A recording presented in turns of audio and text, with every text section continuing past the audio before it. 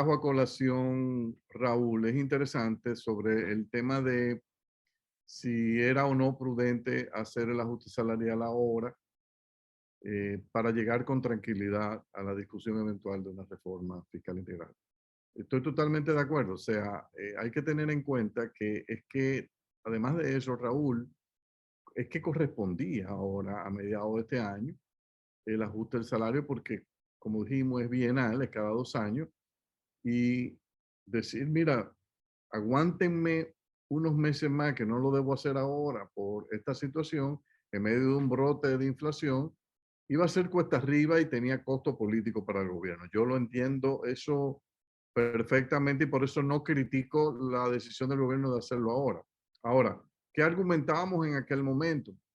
Nosotros estábamos en un proceso de recuperación de los empleos que el COVID se llevó. Eh, Todavía teníamos 200.000 empleos por recuperar.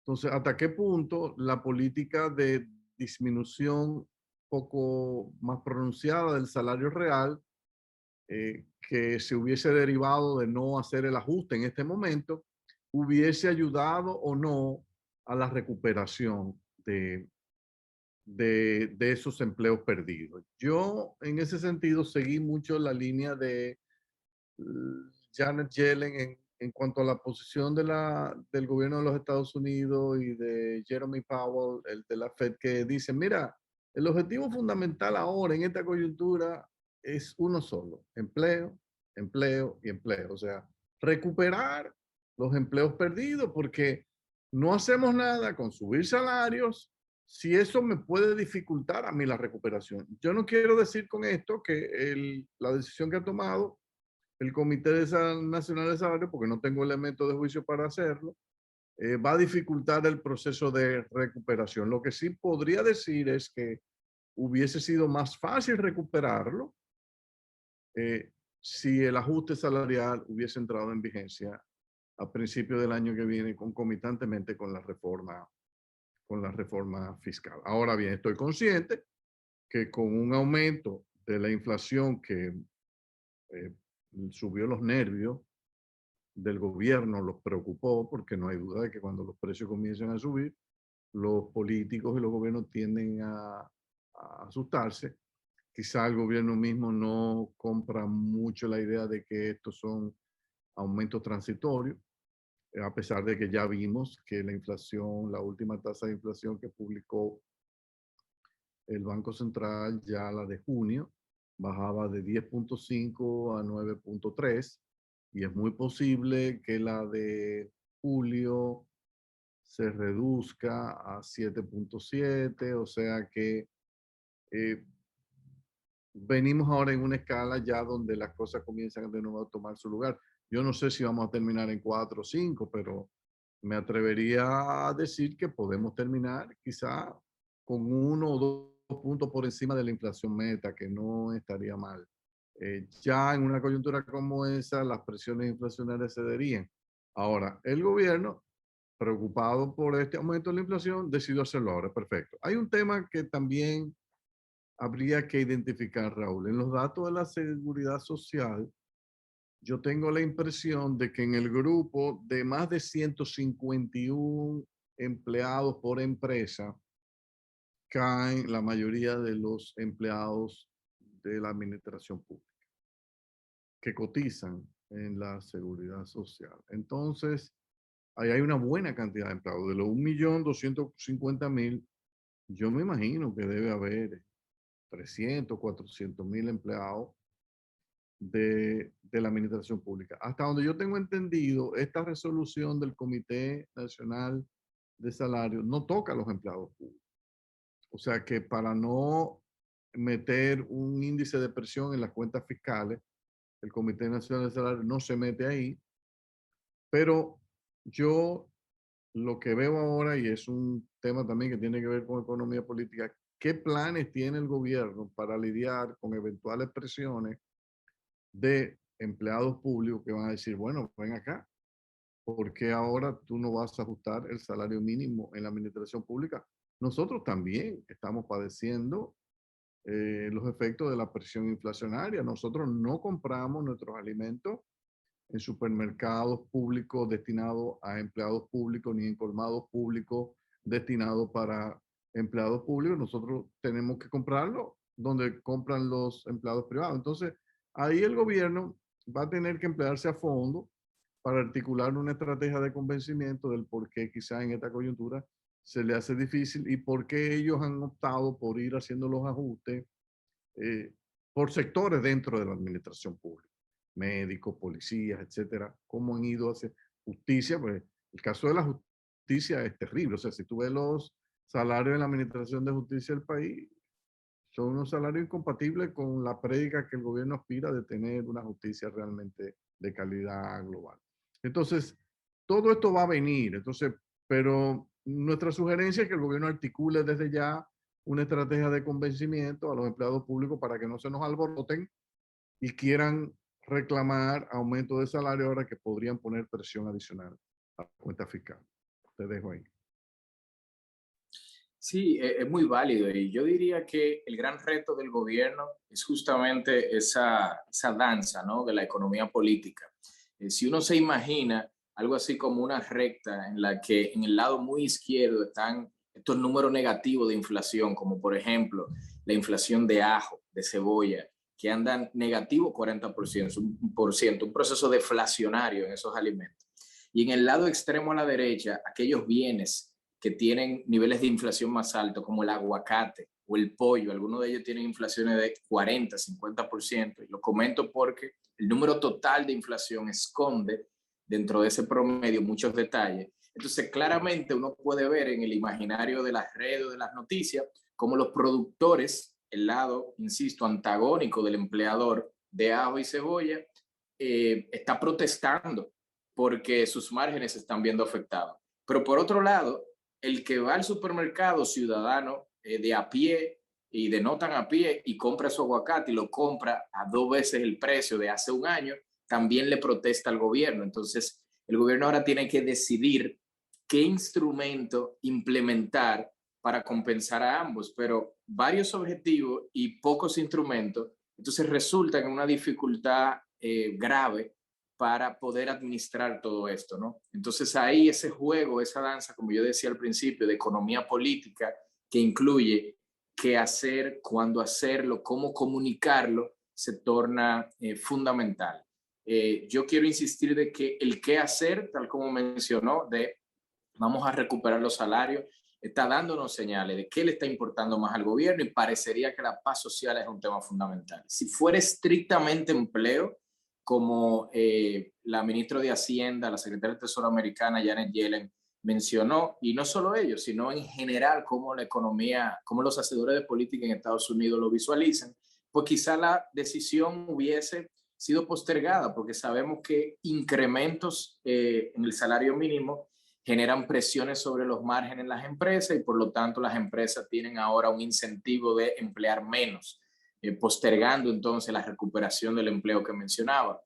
Pero el hecho de que hayan tomado esta decisión más acelerada de lo que uno quizá hubiese pensado, me dice a mí o me indica, me sugiere que quizás están intentando controlar otro tipo de riesgo, ya no tanto el empleo, Claro, sino claro.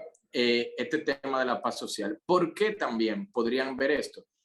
Bueno, la economía anda creciendo a marzo 13,4%, uno de los mayores crecimientos de toda la región, de hecho, y podría generarse una, una idea, una percepción de que ya la recuperación llegó, cuando en realidad tenemos que reconocer que la economía dominicana se ha beneficiado enormemente de una gran ola de demanda por esos bienes que consumen nuestros socios comerciales como Estados Unidos, pero no producen, cigarros, el turismo, etcétera.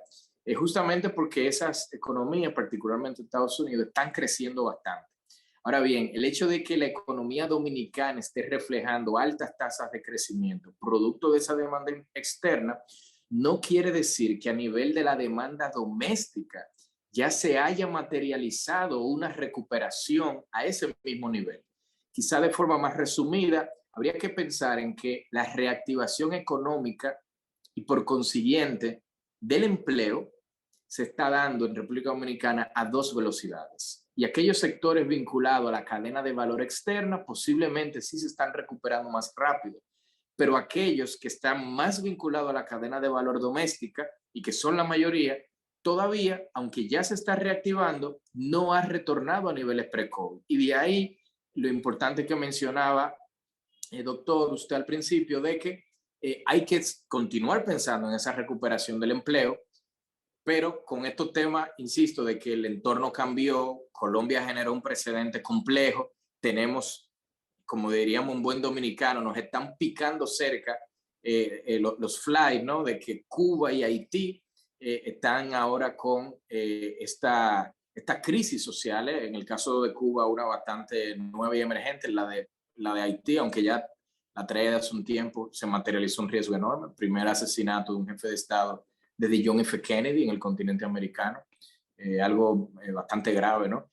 Y sin duda que este tema de la paz social dentro de las prioridades del gobierno parecería ser uno que está jerarquizado o rankea bastante más alto.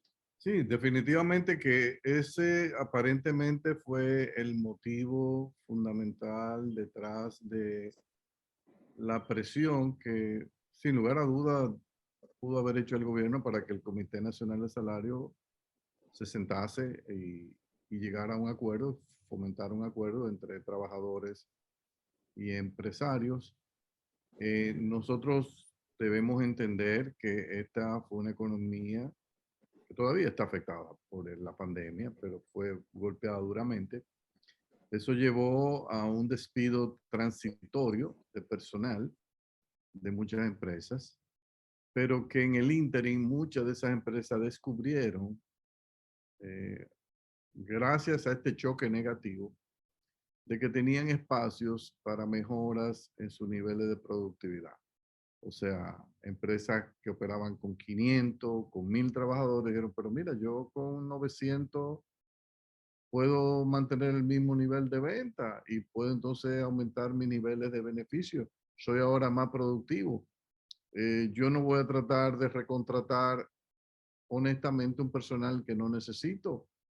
Entonces, ese es un elemento que el gobierno tiene que tener en cuenta, que con el cambio tecnológico, con el choque que produjo la pandemia, se despertó a muchas empresas y estas han comenzado a reaccionar siendo bastante prudentes en la contratación de personal y lo contratan únicamente si lo necesitan. Antes de la pandemia, quizás eran más, no le daban tanta atención a esto, pero ahora han descubierto que pueden ser eficientes con menos personal. Entonces, el proceso de recuperación para un gobierno que se ha trazado como meta crear 1 millón de empleos, aunque yo entiendo que ese 1 millón de empleos me imagino que es para un periodo no de una única administración de 4 años, porque es un reto muy grande, yo nunca lo he visto en el país, pero por lo menos si lo bajamos a 600,000, que ha sido un número que se ha manejado también,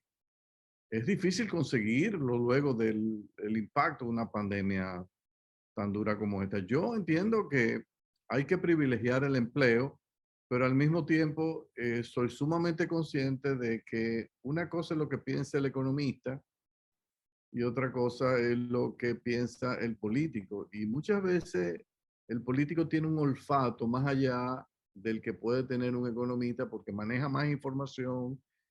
Aquí no hay nadie más informado. Una de las cosas que yo siempre he aprendido, que la persona mejor informada del país siempre es el presidente de la República. Y uno en consecuencia, cuando un presidente toma decisiones, por lo menos debe darle el beneficio de la duda porque tiene mucho más información que tú. O sea, hay un problema de asimetría de información entre lo que es el economista que está afuera, que no tiene toda la data, y el presidente que está encargado de dirigir una nación que sí tiene toda la información disponible. Y en consecuencia, cuando toma una decisión, posiblemente la está tomando con más informaciones de la que dispone un economista asesor o lo que sea, que solamente tiene información parcial. En consecuencia, nosotros nuestro deseo es que esto salga bien, que el proceso de recuperación de empleo continúe y que el gobierno pueda, a través del Ministerio de Trabajo, simplemente ayudar a las empresas a aclararle, a aquellos empleados que por el cambio de la reclasificación que se hizo, quizá van a terminar con un nivel de aumento salarial inferior al que se anunció y en algunos casos quizá no van a recibir ningún aumento. Entonces, esa es la recomendación final que hacemos. Vamos ahora, Raúl, a hacer una pausa para ya venir con el tema de Haití, Cuba y qué lecciones podemos aprender.